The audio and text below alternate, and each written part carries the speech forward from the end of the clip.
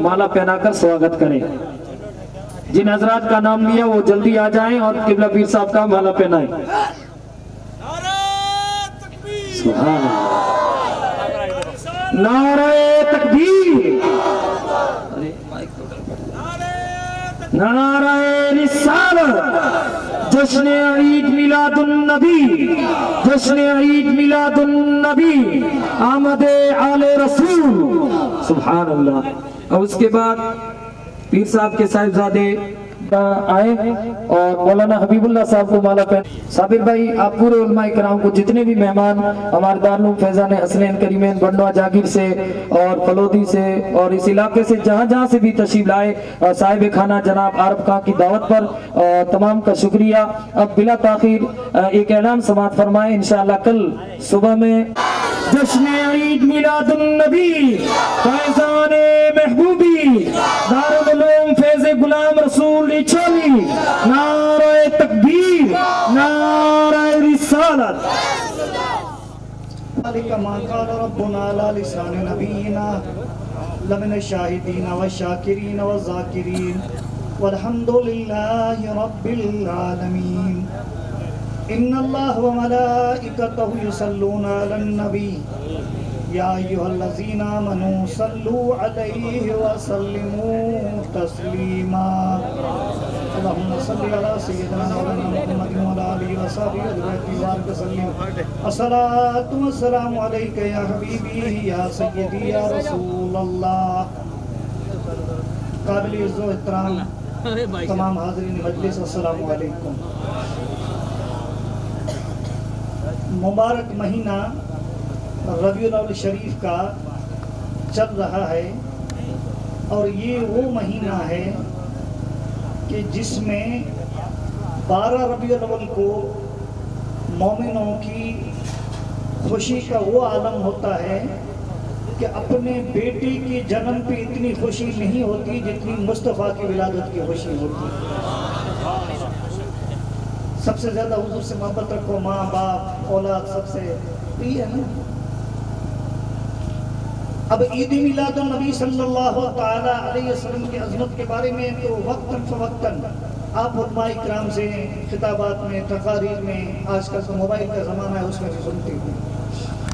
मैं एक बात से अपने खिताब की शुरुआत कर रहा हूँ कि हुज्जतुल इस्लाम हज़रत इमाम ग़ज़ाली रहमतुल्लाह तआला अलैह से किसी ने पूछा कि हुजूर अगर बलाया, मुसीबतें, तकलीफ़ें, टेंशन, चिंता, फिक्र अगर आ जाए तो उसका इलाज क्या है। आज का तो ये चीज़ बहुत है। अगर बलाया, मुसीबतें, तकलीफ़ें, रंज गम आ जाए तो उसका इलाज क्या है।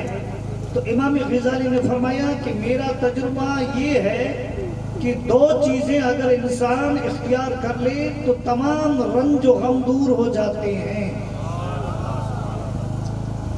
सवाल करने वाले ने पूछा कि वो दो चीज़ें क्या हैं।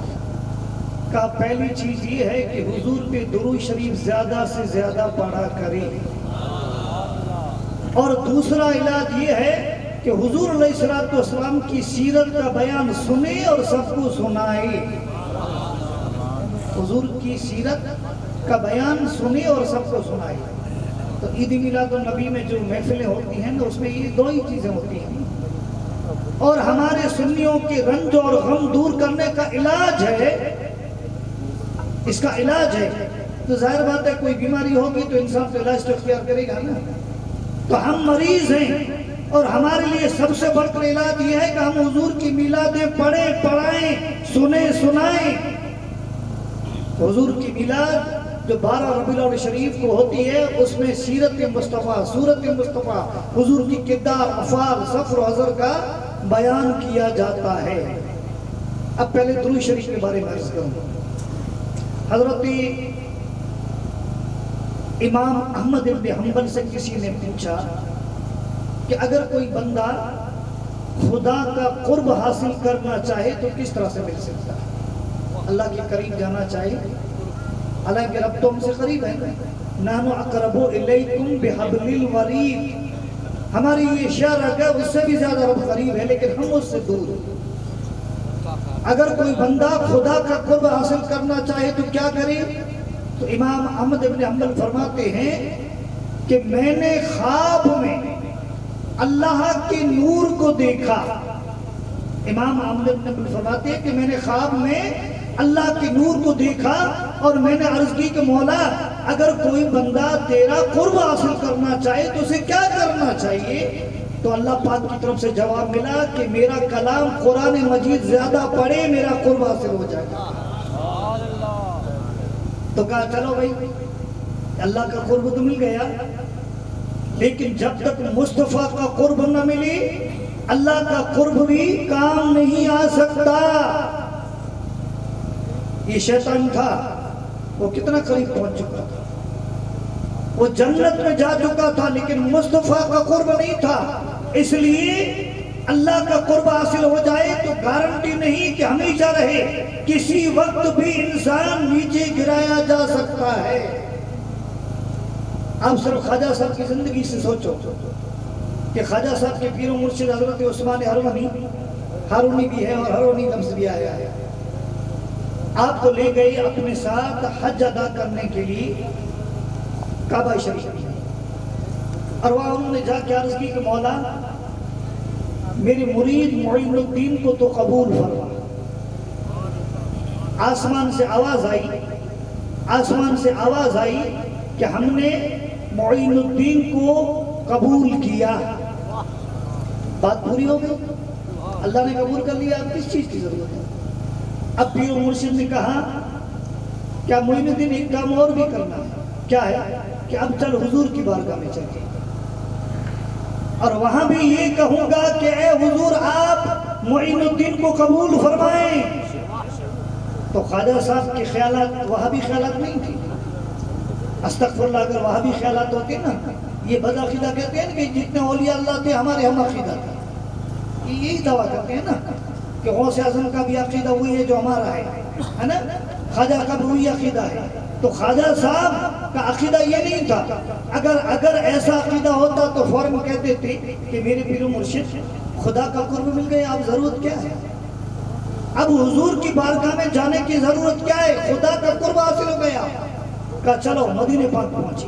پہلے گئی مکہ شریف، بعد میں مدینے، اور پھر حضور کی بارگاہ میں عرض کی کہ یا رسول اللہ میرے مرید معین الدین کو خدا نے تو قبول فرما لیا ہے، اب آپ بھی نگاہ کرم فرماؤ اور معین الدین کو قبول فرما لو.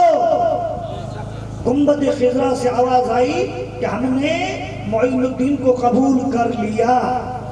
تو معلوم یہ ہوا کہ صرف خدا کا قرب چل نہیں سکتا، صرف خدا کا قرب چل نہیں سکتا، اس میں کوئی گارنٹی نہیں کہ ایمان پہ خاتمہ ہو.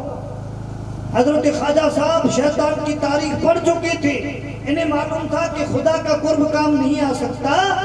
اگر خدا کا قرب ہو اور اس کی سند مل جائے، سرٹی مل جائے، اور اس سند پر اگر مصطفیٰ کی مہر نہ ہو تو کسی وقت یہ سند پھاڑی بھی جا سکتی ہے، کس وقت رد بھی ہو سکتی ہے.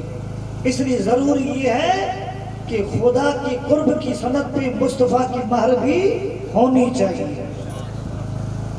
تو حضور پہ زیادہ سے زیادہ درود پڑے تو کیا ہوتا ہے؟ اسے یہ فائدہ کہ مصطفیٰ کا قرب حاصل ہوتا ہے. من انفسہم، نبی مومنوں کی جانوں سے بھی زیادہ قریب ہے، یہ تو قرآن کہہ رہا ہے.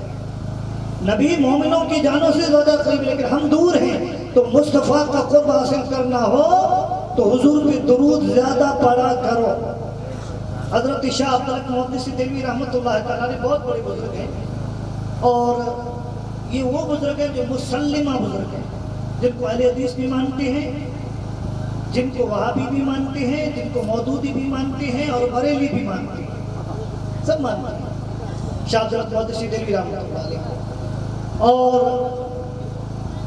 ان کے ایک مدرسے میں نے باقاعدہ دیکھا تھا دیوبندوں کے مدرسے میں کہ لائبریری تھی، اس پہ لائبریری پہ الگ الگ کمرے پہ نام لکھتے ہیں نا، الگ الگ روموں پہ نام لکھا جاتا ہے کہ یہ قطب عالم ہال ہے، یہ اکبری ہال ہے، یہ محمودی ہال ہے. تو ان کی لائبریری پہ لکھا ہوا تھا کہ شاہ عبدالحق محدثی دہلوی لائبریری. تو معلوم ہی ہوا کہ یہ بھی مانتے ہیں نا، ورنہ لائبریری پہ کیسے لکھتے ہیں؟ حضرت شاہ عبدالحق محدثی دہلوی رحمۃ اللہ علیہ کثیر التصانیف ہے، بہت ساری آپ کی کتابیں. مدارج النبوت بھی ہے، بہت ساری کتابیں، اشرۃ اللمات، آپ نے مشکوٰۃ شریف کی شرح بھی لکھی ہے، ان کی ایک مشہور کتاب ہے، علماء نے دیکھی ہوگی، اخبار الاخیار، مشہور کتاب ہے شاہ ترک صاحب کی، اخبار الاخیار۔ انہوں نے اس میں اولیاء اللہ کا بیان لکھا ہے، اور سب سے آخر میں انہوں نے حضرت امام ربانی مجدد الفسانی کا تذکرہ لکھا ہے، اخبار الاخیار آپ نے لکھا ہے۔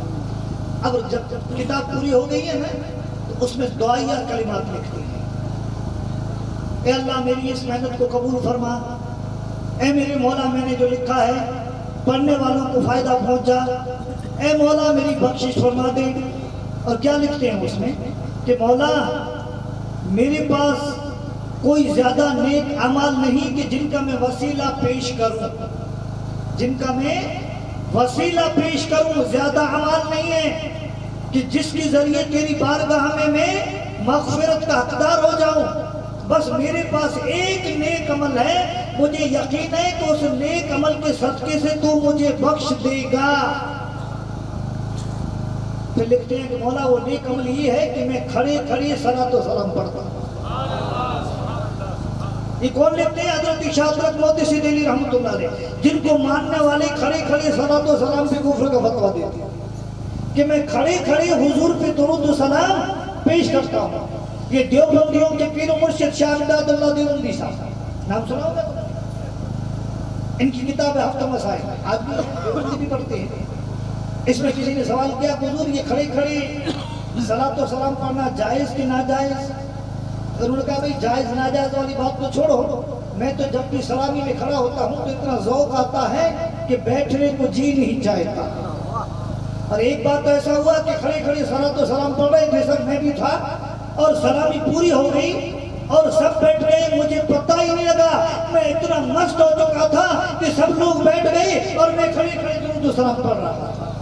یہ کون لکھ رہی ہے؟ دیوبندیوں کے پیر مرشد حضرت شاہ امداد اللہ صاحب لکھ رہے ہیں۔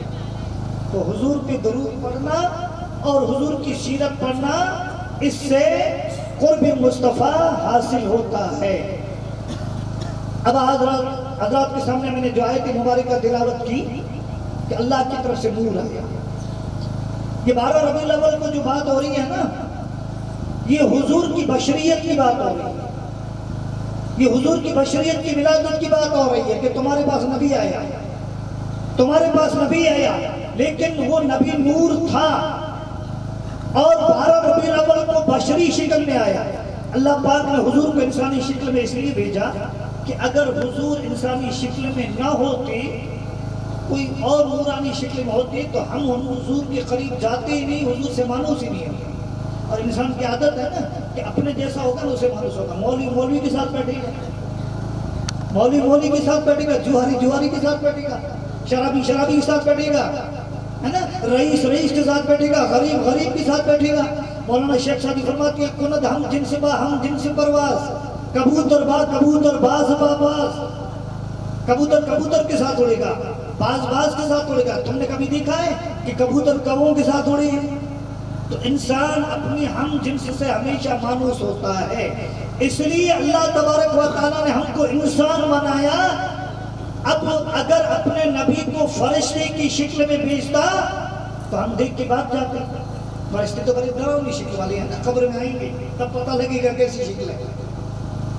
اگر اللہ تبارک تعالیٰ حضور کو نورانی شکل میں بھیجتا تو ہم مانوس نہیں ہوتے، اس لیے اللہ تعالیٰ نے حضور کو بشری شکل میں بھیجا تاکہ ہم ان سے مانوس ہو جائیں۔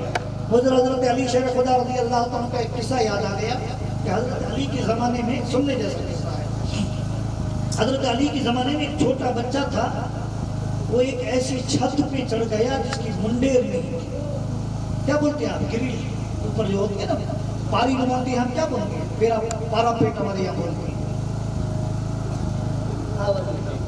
تو وہ ایک چھوٹا بچہ اوپر چڑھ گیا، اب اس کو پکڑنے جاتے تو بھاگتا، اب زیادہ آگے بڑھے تو چھت تو لمبی کتنی ہوتی ہے نا، زیادہ سے زیادہ بڑا مکان ہو تو 15 فٹ 20 فٹ 40 فٹ، اب اس کو پکڑنے جاتے تو دوڑتا، اب بچے کی جان خطرے میں تھی، اوپر سے نیچے گرے تو جان خطرے میں، اب کریں کیا، اب اس کا علاج کیا، اب اس کا راستہ کیا؟ حضرت علی شیر خدا رضی اللہ عنہ کے پاس آئے، حضور کو بچہ ہے نا چھت پہ چڑھ گیا ہے اور چھت کے اوپر منڈیر نہیں ہے، پاری نہیں ہے، حضور کریں کیا؟ اب کوئی راستہ نہیں ہے اور اس کو اگر پکڑنے جاتے ہیں تو بھاگ جاتا ہے۔ علی شیر خدا نے فرمایا کہ ایک کام کرو، اس جیسا چھوٹا بچہ لے آؤ، اس جیسا چھوٹا بچہ لے آؤ اور اس کو سیڑھی سے چڑھاؤ اور وہ چھت کے کنارے پہ کھڑا کرو، اسے دیکھے گا تو دوڑتے دوڑتے آ جائے گا۔ اب ایسا ہی چھوٹا بچہ لے آئے اور سیڑھی سے اس چھت پہ کھڑا کیا، اس بچے نے دیکھا اے بھائی بھائی با با کر کے جلدی آیا، دونوں کو پکڑ کے نیچے اتار دیا۔ یہ حضرت علی شان خدا کا عاقلانہ فیصلہ تھا۔ مجھے بتاؤ اگر کوئی بڑا جاتا تو بچہ آتا گر جاتا نا؟ اگر اللہ تبارک و تعالی حضور کو فرشتوں کی شکل میں بھیجتا تو ہم بھاگتے اور جہنم میں گر جاتے۔ اس لیے اللہ نے کہا میرے حبیب تو نور ہے، قد جاءکم من اللہ نور، اللہ کی طرف سے نور آیا، میرے حبیب نور ہے۔ نور والے تجھے نور ہی مانیں گے، لیکن میں تجھے انسانی شکل میں اس لیے بھیج رہا ہوں تاکہ انسان تیرے سے مانوس ہو جائے، تیرے قریب آ جائے۔ اب حضور علیہ السلام کو اللہ نے بشری شکل میں بھیجا، لیکن یہ کہنا کہ ہم میں اور حضور میں فرق نہیں ہے یہ بھی نادانی ہے۔ اب حضور چلتے تھے ہم بھی چلتے ہیں، حضور کھاتے تھے ہم بھی کھاتے ہیں، حضور پیتے تھے ہم بھی پیتے ہیں، ہمارے دو ہاتھ ہیں حضور کی دو ہاتھ ہیں، ہمارے دو پاؤں ہیں حضور کے دو پاؤں ہیں، ہم میں اور حضور میں کوئی فرق نہیں، یہ کہنا غلطی ہے۔ اگر یہی مثال دے تو مجھے حق ہے، میں ایسا اگر سوال کرے کہ میرے اور حضور میں کوئی فرق نہیں ہے، ان کے دو ہاتھ میرے دو ہاتھ، ان کے دو پاؤں میرے دو پاؤں، ان کا سر میرا سر، ان کی زبان میری زبان، میں حضور جیسا ہوں، تو میں اس کو کہہ سکتا ہوں کہ فرعون کی بھی دو ہاتھ تیری بھی دو ہاتھ، تو کیا تجھے میں فرعون کہہ سکتا ہوں؟ نمرود کی بھی دو پاؤں تیرے دو پاؤں، کیا تجھے میں نمرود کہہ سکتا ہوں؟ یزید کی بھی زبان تھی تیری بھی زبان ہے، تو کیا تجھے میں یزید کہہ سکتا ہوں؟ وہ کہے گا یہ تو نہیں ہو سکتا، مجھ میں اور یزید میں بہت فرق ہے۔ تو نادان، مصطفیٰ کی بشریت اور تیری بشریت میں زمین کے گھر میں ہو۔ حضرت ام سلمہ حضور کی بیوی ہے، بخاری شریف کی حدیث ہے، حضور کی چند بالیں مبارک تھے اور اگر کوئی بیمار آ جاتا وہ چاندی کی ڈبیا میں حفاظت سے رکھے تھے۔ اگر کوئی بیمار آ جاتا حضرت ام سلمہ وہ بال نکالتی اور پانی میں ڈبو کے پلاتی، مریض شفا یاب ہو جاتا۔ تیرے بالوں اور حضور کے بالوں میں یہ فرق ہے۔ کوئی کہے کہ میرے ہاتھ حضور جیسے ہیں، ارے تیرے ہاتھ میں تو کیا کر سکتا ہے؟ زیادہ سے زیادہ 1 فٹ 2 فٹ کا کام کر سکتا ہے۔ کسی کو دھکا دے تو اگر تو طاقت والا ہے تو 10 فٹ آگے جائے۔ حضرت علی شیر خدا کو حضور نے کہا کہ میرے قریب آ، میں تجھے پکڑ کے بازو سے اور کعبے کی چھت پہ چڑھا دوں۔ میرے آقا نے بازو کا سہارا لگایا، کہا حضور کعبہ تو بلند تھا اور حضور نے آپ کو اونچا اٹھایا اور ہاتھوں کا معجزہ۔ کوئی کہے کہ ہمارے قدم بھی ہے حضور کی قدم، ارے نادان تو قدم سے چلے، زیادہ سے زیادہ طاقت ہو 2 فٹ 4 فٹ 10 فٹ۔ میری آقا کا ایک قدم مکے میں، دوسرا قدم بیت المقدس میں، تیسرا قدم عرش معلیٰ پر۔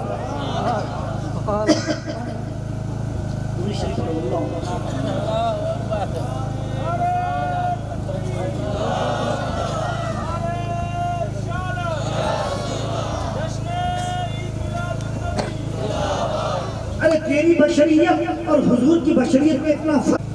بچہ رو رہا تھا، کہا حضور کے پاس لے آئی ہوں تاکہ حضور کوئی دم کر دے۔ اللہ کے نبی دم کرتے نگاہ کرم فرمائے، یہ میرا بچہ بیمار ہے کئی دنوں سے، کئی علاج کر ڈالے، فرق نہیں پڑا۔ حضرت ام سلمہ نے اس صحابیہ کو جواب دیا کہ حضور تو آرام میں، اب نیند سے اٹھانا یہ میری طاقت نہیں ہے۔ جبرائیل امین کو بھی اجازت نہیں تھی کہ حضور کو اٹھائے، جبرائیل امین کو بھی اجازت نہیں تھی کہ حضور کو اٹھائے۔ کبھی بچہ بیمار ہے رو رہا ہے، کوئی علاج تو بتاؤ۔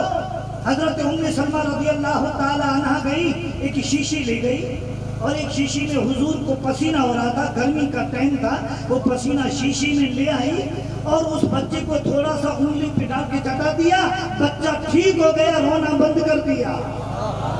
تو صحابیہ نے پوچھا کہ یہ کون سا شربت ہے، یہ کون سی دوا ہے کہ کئی دنوں سے بچہ بیمار ہے اور صرف آپ نے ایک انگلی چٹائی اور بچہ چپ ہو گیا، شفا یاب ہو گیا، یہ کون سی شربت ہے؟ کہ یہ شربت نہیں، میرے آقا مصطفیٰ کا پسینہ ہے۔ ارے نادان، تیرا پسینہ اگر کسی اچھی کو اگر چٹائے تو بیمار ہو جائے، کسی اچھے کو چٹائے تو بیمار ہو جائے، اور مصطفیٰ کا پسینہ اگر کسی کو چٹا دے تو وہ بیمار ہو تو شفا یاب ہو جائے۔ نعرہ تکبیر، نعرہ رسالہ۔ تو حضور کی بشریت کو اپنے جیسا سمجھنا، حضور کے پسینے کو اپنے جیسا سمجھنا، یہ نادانی ہے۔ اب حضور علیہ السلام کا لعاب بھی مبارک، ہم جہاں تھوکیں بدبو آ جائے، اور حضور کا لعاب تو وہ ہے کہ سرکار غوث اعظم عبدالقادر جیلانی تقریر نہیں کرتے، کیونکہ ایران کے رہنے والے تھے، اور زبان فارسی، اور بغداد میں سب عربی، اور عربی زبان ایسی ہے نا، عربی زبان ایسی ہے کہ فصیح و بلیغ ہے، ذرہ برابر اگر زیر زبر کا فرق ہو گیا، مول صاحب معنی بدل گیا، آپ جانتے ہیں نا۔ اگر اللہ کا نام ہے جل جلالہ، بہت بڑی عزت ہو، اب اس کو کوئی ذل ذلال ہو گئے، کفر ہو گیا نا۔ مخارج ادا کرتے ہیں، اس لیے تو عرب والے کہتے ہیں کہ ہم عربی ہیں بولنے والے، باقی عجمی ہیں۔ ذرا سا میں جب حج کرنے گیا اس وقت حج کمیٹی میں تھا، اور خدا کی شان کوئی کچھی میرے ساتھ نہیں ہے حج کمیٹی میں، یہ تو میں نہیں کہہ سکتا کہ تاتر فرقے والے سب تھے، لیکن زیادہ تر سب موجود تھے، کوئی اہل حدیث، کوئی کیا۔ ایک صاحب اس میں تھے، وہ رات دن میرے سے بات کرتے، یہ حرام ہے، یہ ناجائز ہے، یہ نام یہ ہے، اور نام کیا؟ عبدالجلیل، جلیل، اللہ تعالیٰ عبدالجلیل۔ آخر میں جب ہماری روانگی ہوئی تو مکہ سے مدینے پر، سب سے کہنے لگا یار مدینے میں مزہ نہیں آئے گا، یار یہاں تو 35 دن بڑے آرام سے گزر گئے مکہ میں، مدینے میں مزہ نہیں آئے گا، ہم وہاں جا کے عرضی دیں گے کہ واپس ہم کو مکہ میں بیچ دیں۔ اب ہم سے وہ 2 دن آگے ان کی بس تھی، وہ پہنچے۔ اب میں بعد میں جب مدینے میں پہنچا تو ان کے ساتھی تھے الیاس بھائی وغیرہ، میں نے ان سے پوچھا بھائی میں اس کو کس طرح سے پکارتا، اسے پتا ہی نہیں تھا، بڑا خوش ہوتا تھا۔ میں اس کو جب بھی پکارتا میں کہتا ہے زلیل بھائی آ جاؤ، ہاں صحیح ہے، اسے پتا نہیں کہ ظالم زلیل کی معنی نکما بیکار، ارے کوئی جلیل نہیں۔ میں مکہ شریف سے مدینہ آیا، میں نے الیاس بھائی سے پوچھا کہ وہ زلیل صاحب کہاں گئے؟ تو یہاں آیا، اس میں یہ عرضی تھی کہ ہم کو واپس مدینہ سے مکہ بھیج دو، یہاں مزہ نہیں آ رہا ہے، یہاں مزہ نہیں آ رہا ہے۔ تو گورنمنٹ نے کہا یہ ہمارا نیم ہے، 8 دن کو مکہ مدینہ شریف رہنا پڑے گا، 40 نمازیں پڑھنی پڑے گی۔ تو اس میں ایک بہانہ بنایا کہ وہاں حیدرآباد دکن کا رہنے والا تھا، وہاں سے تار منگوائی کہ تیری ماں سخت بیمار ہے جلدی آ جا، یہ بہانہ کر کے 3 دن مدینے رہا اور واپس چلا گیا۔ مجھے وہ قرآن شریف کی آیت یاد آتا کہ ان کو کہا جائے کہ آؤ اللہ کی طرف اور اللہ کے رسول کی طرف، اے میرے محبوب تو دیکھے گا وَرَأَيْتَ الْمُنَافِقِينَ يَصُدُّونَ عَنْكَ صُدُودًا، تو منافقوں کو دیکھے گا کہ میری بارگاہ میں دوڑتے ہوئے آئیں گے لیکن تیری بارگاہ میں آنے سے ہچکچائیں گے۔ وہ مکے میں تو طواف بھی کر رہا تھا، اور جاتے جاتے مجھے کہا صحیح سب آپ نے کتنے طواف کیے؟ میں تو بھائی کمزور آدمی ہوں، ہے نا، روز کے 1-2 طواف کر لیتا ہوں۔ اس نے کہا میں 10 طواف کرتا ہوں۔ جاتے جاتے کہنے لگا میں نے 150 طواف کیے، اور مدینے میں 3 دن رہا اور بھاگ گئے، مدینے میں 3 دن رہا اور بھاگ گئے۔ تو عربی زبان اتنی فصیح و بلیغ ہے کہ ذرہ برابر اس میں زیر زبر کا فرق و معنی بدل گیا۔ تو سرکار غوث اعظم عبدالقادر جیلانی عربی نہیں تھی، ایران کے رہنے والے تھے۔ اب تقریر کے لیے آئی مقام رباط میں، تو سوچا کہ لوگ عربی ہیں، اور اگر میں عربی میں کلام کروں گا کوئی غلطی ہو جائے گی، مخارج ادا نہیں ہوں گے، تو یہ لوگ ہیں نا، یہ لوگ ہیں میرا مذاق اڑائیں گے کہ دیکھو شہزادہ رسول ہے اور صحیح عربی بھی نہیں بول سکتا۔ آپ نے سنا ہوگا نا، واقعہ سنا نہیں ہے مجھے، دیکھا کہ سرکار دو عالم جلوہ فرمائی، کہا بیٹا تقریر کیوں نہیں کرتی؟ کہا آقا ہمت نہیں چل رہی، یہ عربی ہے، میں ایران کا رہنے والا، فارسی بولنے والا۔ کہا اپنی زبان کھول دے، اپنا منہ کھول دے۔ سرکار غوث اعظم نے منہ کھولا اور حضور علیہ السلام نے اپنا لعاب مبارک ڈالا، جس کا اثر یہ ہوا کہ خطابات شروع ہو گئے، اور ہر خطاب میں یہودی نصرانی مسلمان ہو جاتے تھے، شرابی نمازی ہو جاتے تھے۔ یہ کمال غوث اعظم کا نہیں تھا، حضور کی لعاب مبارک کی برکتیں تھیں۔ ہم نے ایک عجیب واقعہ پڑھا ہے، آپ نے غالباً سنا نہیں ہوگا، اگر سنا ہو تو ایمان تازہ ہو جائے گا، دوبارہ سنو۔ حضرت انس بن مالک حضور کی صحابی، اور ان کی عمر زیادہ ہے، 120 یا 10 سال کی عمر ہے۔ حضور علیہ السلام نے ایک دفعہ حضرت انس کو بلایا، انس میرے قریب ہے، خزینۃ الاسیہ میں یہ واقعہ لکھا ہوا ہے، قریب ہے، تو تیرا منہ کھول۔ انہوں نے اپنا منہ کھولا، حضور نے اپنا تھوک مبارک حضرت انس کی زبان پہ ڈال دیا تو وہ برف کی طرح جم گیا، برف کی طرح جم گیا۔ پھر عرض کی کہا یہ اس میں حکمت کیا ہے، راز کیا ہے، یہ تھوک مبارک جم گیا ہے۔ تو فرمانے لگے کہ میری امت میں ایک انسان آئے گا، اس کا نام ہوگا نعمان ابن ثابت، لوگ اس کو ابو حنیفہ کہیں گے، ہمارے امام اعظم ابو حنیفہ۔ جب یہ ابو حنیفہ کا جنم ہو تو یہ میرا لعاب مبارک ابو حنیفہ کو چسا دینا، یہ میرا لعاب مبارک ابو حنیفہ کو دینا۔ تو امام اعظم ابو حنیفہ کا مذہب اتنا پھیلا ہوا ہے دنیا میں، یہ لعاب مصطفیٰ کی برکت ہے۔ یہ حضور کی اولیاء علیہ کہتے ہیں کہ حنفی مذہب تو کچھ بھی نہیں ہے، ارے نادان ہو، حضور کا لعاب مبارک تھا حضرت ابو حنیفہ کی موت کے اندر، جس کی یہ برکتیں ہیں۔ اب حضور کے لعاب کی بات آئی، کافی وقت ہو چکا ہے، ٹائم بھی زیادہ، شاید لوگوں کو کھانا کھلا دیا بھی نہیں کھلایا، باقی ہے، کافی وقت ہو چکا ہے۔ بس صرف ایک واقعہ سنا، حضور علیہ السلام کی بشریت اور ہماری بشریت میں کتنا فرق ہے۔ حضور کا بچپنا تھا اور حضور کی آنکھیں نہیں ہوئی۔ پھر سنا کہ مکہ کے قریب ایک بستی ہے عکاظہ، وہاں ایک راہب رہتا ہے، عیسائیوں کا پادری رہتا ہے، وہ کوئی بھی بیمار جاتا ہے تو دوائیں بھی دیتا ہے اور کچھ پڑھ کے دم بھی کرتا ہے تو بیمار ٹھیک ہو جاتے ہیں۔ یہ حضور کی دادا حضرت عبد المطلب لے کے چلے رضی اللہ تعالیٰ، لے کے چلے، وہ اس راہب کے پاس پہنچی تو ان کی جانے سے پہلے راہب نے اپنے مکان کا دروازہ بند کر دیا۔ وہ عیسائی عالم تھا یا یہودیوں کا عالم تھا، کوئی پادری یا راہب تھا، دروازہ بند کر دیا۔ آپ نے لوگوں سے پوچھا، لوگوں نے تعریف کی کہ کئی مریض آتے ہیں یہاں، ہر ایک کی شفا ہو جاتی ہے، دوا بھی دیتا ہے اور دعا بھی دیتا ہے، کچھ پڑھ کے دم کرتا ہے۔ کہا میرے پوتے یہ محمد صلی اللہ علیہ وسلم کی آنکھیں دکھتی ہیں، تم علاج کے آیا ہوں، دروازہ کب کھولے گا؟ کہ یہ تو بڑا زلزلہ آیا کہ راہب کو ڈر لگا کہ میرا مکان گر جائے گا، اس نے جلدی سے دروازہ کھول دیا۔ باہر آیا، حضرت عبد المطلب کو دیکھا کہ آپ تو مکی کے سردار، اس نے حضور کو سر سے لے کر پاؤں تک دیکھا، پھر اندر گیا اور کچھ اور پھر ان کاغذ میں کچھ پڑھتا، پھر حضور کو دیکھتا اور عبد المطلب کو کہنے لگا کہ تمہارے پوتے میں سب نشانی ہو جائیں گے، جلدی چلے جاؤ۔ عبد المطلب نے کہا کہ بھائی چلے جائیں گے لیکن ان کی آنکھوں کا تو علاج کرو، سنا ہے کہ جو علاج کرتا ہے ٹھیک ہو جاتے ہیں بیمار، ان کی آنکھوں کا علاج، ان کے پاس علاج کیا ہے کہ ان کے منہ سے ان کا تھوک مبارک آنکھوں میں لگا تو شفا ہو جائے گی۔ ان کا تھوک مبارک لعاب مبارک نکال کے ان کی آنکھوں میں لگاؤ۔ حضرت عبد المطلب نے حضور کا لعاب مبارک لیا اور حضور کی آنکھوں میں لگایا، آنکھیں بالکل ٹھیک۔ اب حضرت عبد المطلب نے کہا کہ بھائی یہ تو ٹھیک ہے، میری پوتے کی آنکھیں ٹھیک ہو گئی، لیکن سنا ہے کہ تو دوا بھی دیتا ہے اور کچھ پڑھتا بھی ہے، تو وہ وظیفہ تو مجھے سکھا دے، میں بھی مکے کا سردار ہوں، میرے پاس بھی کافی لوگ بیمار آتے ہیں، تو وہ وظیفہ دم کر کے میں پڑھوں، تو وہ وظیفہ مجھے سکھا دے تاکہ مجھے کام آئے۔ کہ عبد المطلب وظیفہ سکھا دوں، کوئی مریض میرے پاس آتا ہے تو میں ہاتھ اٹھا کر دعا مانگتا ہوں، اے مولا نبی آخر زمان کے صدقے سے ٹھیک کر دے۔ میرے پاس تو یہی وظیفہ ہے اور کوئی وظیفہ نہیں، میرے پاس تو یہی وظیفہ ہے، میں تمہارے پوتے کے صدقے سے دعائیں مانگتا ہوں۔ عبد المطلب نے کہا کہ نہیں، میں نے تو سنا کہ تو علاج کراتا ہے، حکیم ہے، وعید ہے، میں مریض کو لے کے آیا ہوں۔ کہ نہیں، مریض تو میں ہوں، آپ حکیم کو لے کے آئے ہو، مریض تو میں ہوں، آپ حکیم کو میرے پاس لے کے آئے ہو کہ میری کفر کی بیماری کو یہ دور کر دیں گے۔ یہ حضور کے لعاب مبارک کی برکت ہے۔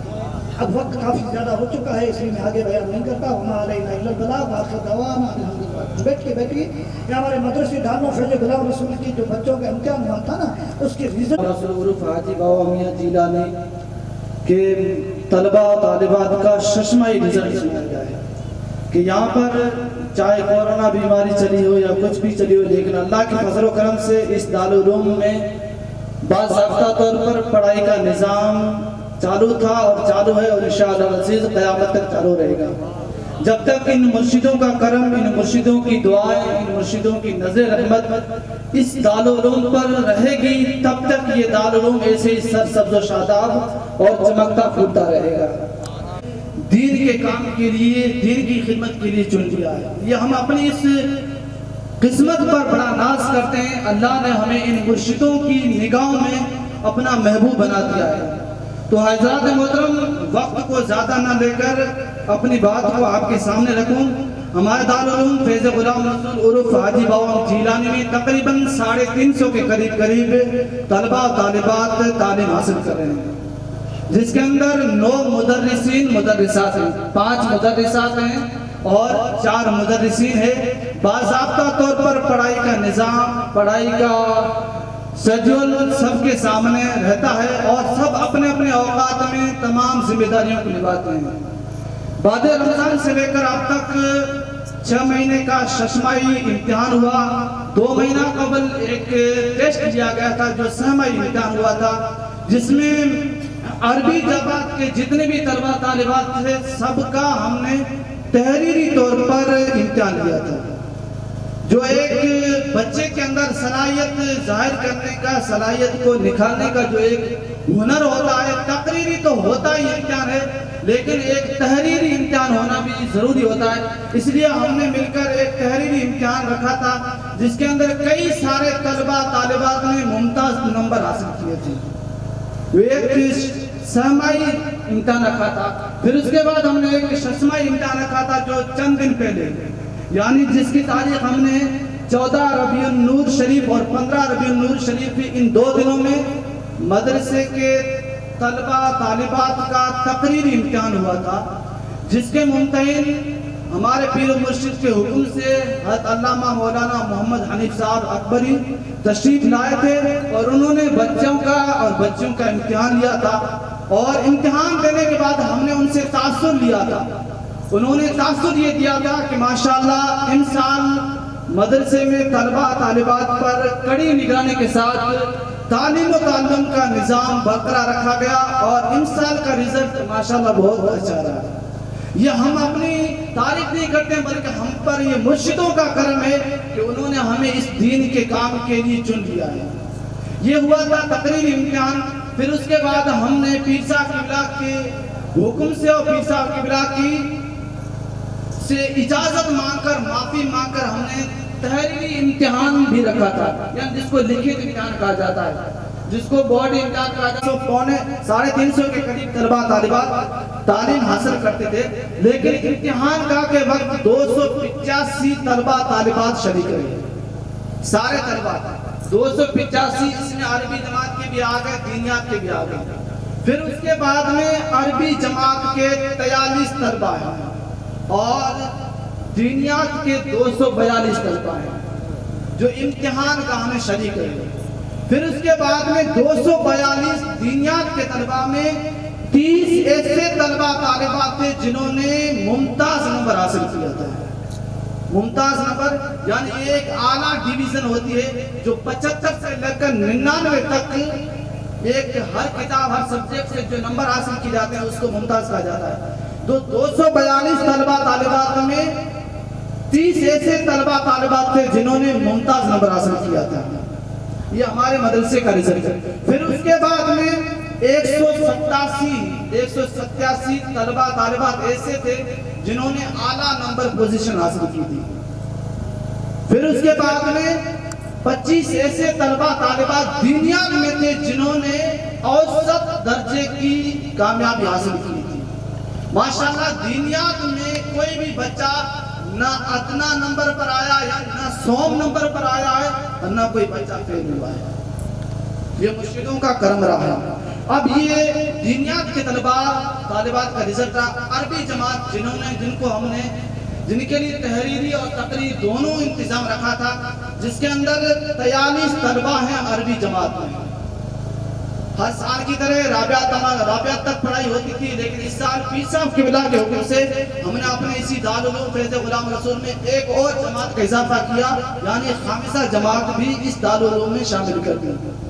اب انشاءاللہ عزیز مرشدوں کا کرم رہے گا مرشدوں کی نظر رحمت رہے گی 2 سال کے بعد اسی دارالعلوم کے اندر 5 طالب علم عالم بن کر فاضل بن کر نکلیں گے انشاءاللہ العزیز مرشدوں کا کرم رہے گا ہم اپنی کوشش رکھیں گے طلبہ و طالبات پر اپنی محنت رکھیں گے لیکن اللہ کا فضل اور مرشدوں کی نظر رحمت رہے گی تو انشاءاللہ العزیز اسی دارالعلوم کے اندر 2 سال کے بعد 5 طالب علم عالم فاضل بن کر آپ کے سامنے آئے ہوں گے تو اب درجہ عربی درجات کے طلبہ طالبات 43 تھے اس کے اندر 3 ایسے بچے ہیں جنہوں نے ممتاز نمبر حاصل کیا تھا 3 ایسے بچے جنہوں نے ممتاز نمبر حاصل کیا تھا پھر ان 3 بچوں میں کون ایک ایسا بچہ جس نے 500 نمبر میں 406 نمبر حاصل کیے تھے 500 نمبر میں 406 نمبر حاصل کیے تھے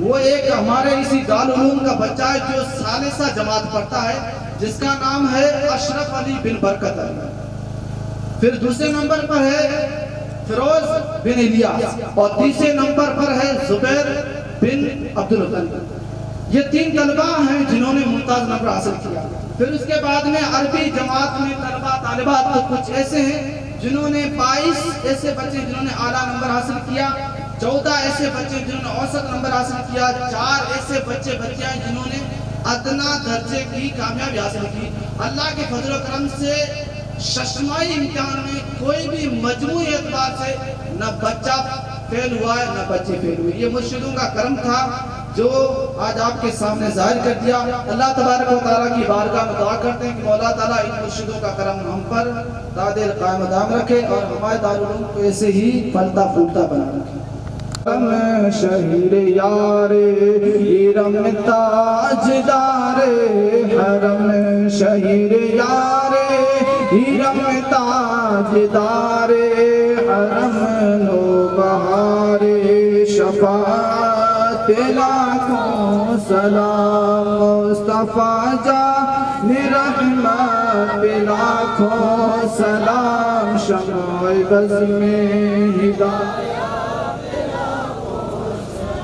صلی اللہ علیہ نبی الامی وآلہ صلی اللہ تعالی علیہ وسلم صلاۃ و سلام علیک یا رسول اللہ اللہم بسم اللہ الرحمن الرحیم والصلاۃ والسلام علیک یا رسول اللہ رب جعلنی مقیم الصلاۃ من ذریتی ربنا وتقبل دعا ربنا اغفر لی ولوالدی وللمؤمنین یوم یقوم الحساب اللہم ثبت اقدامنا علی الایمان وعلی دینک و دین حبیبک صلی اللہ تعالی علیہ وسلم فی الدنیا فی الحیات الدنیا وعند الموت وفی القبر اللهم ربنا آتنا في الدنيا حسنة وفي الآخرة حسنة وقنا عذاب النار بفضل إن الله وملائكته يصلون على النبي يا أيها الذين آمنوا صلوا عليه وسلموا تسليما اللهم صل على سيدنا صلاة وسلام عليك يا رسول الله وصل كذلك على جميع الأنبياء والمرسلين وأولياء أمته كاملين العارفين سبحان ربك رب العزة عما يصفون وسلام على المرسلين والحمد لله